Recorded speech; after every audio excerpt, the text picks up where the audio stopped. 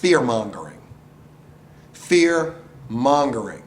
How many times in the last month have you heard somebody saying violence is spilling across the border? What a lie. Violence may be spilling across the border, but let's talk about who that is.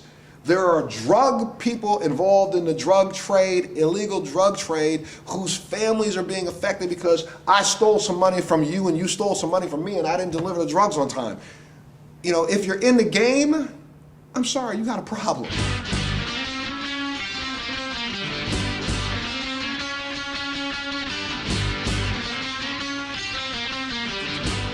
We've never really stopped to take a look at Mexico as a neighbor since this country's existed.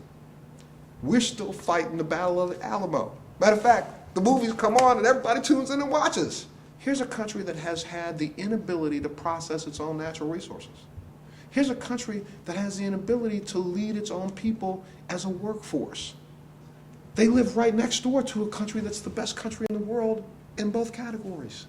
Why don't we look at Mexico as if it could possibly be our 51st state?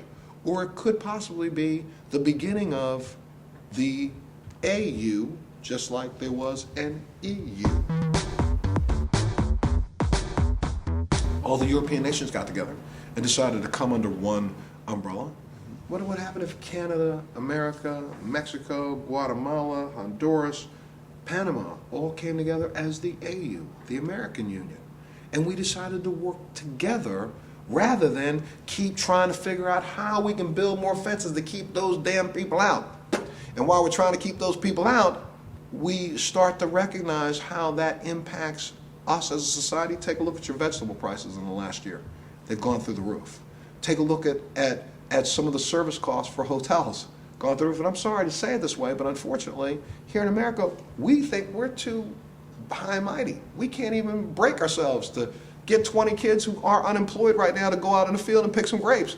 If you're African American or you're a minority, you think that it's somebody subjugating something on you because you're picking. No, it's called a job. We know for a fact that 30% of the drugs that come in from Mexico is marijuana. We could solve that problem tomorrow. America right now, flip the switch today, we become the biggest producers of marijuana in the world. More marijuana is grown in this country than anywhere else on the planet. And that is a fact. People can sit back right now and try to argue with me. Go up to Humboldt County. Go look between Humboldt County and Sacramento. Let's look in the down along in Virginia, along the Appalachian Trail. Let's go up to Maine and go up to Vermont. Marijuana is being grown all over this country. Does that mean automatically that America becomes the biggest distributor of marijuana? No. But what I'm trying to say is that we can stop 30% of the illegal traffic coming across the border just by flipping a switch and selling it ourselves.